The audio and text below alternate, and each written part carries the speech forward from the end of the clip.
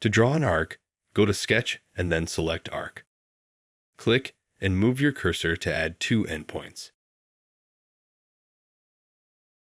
Move your pointer to adjust the curvature. Click to finalize. To finish, select Exit Sketching. In design history, sketches you subsequently create on the same plane generate a single step in the History sidebar. To view or refine history parameters for a specific sketch step, find the step for your sketch action and open the expandable card.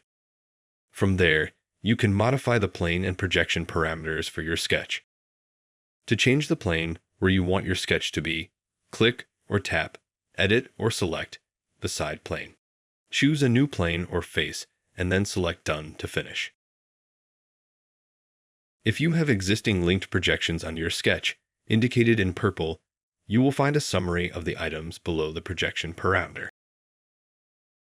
To edit the projections on your sketch, click Edit and then select or deselect the items you want to include or exclude.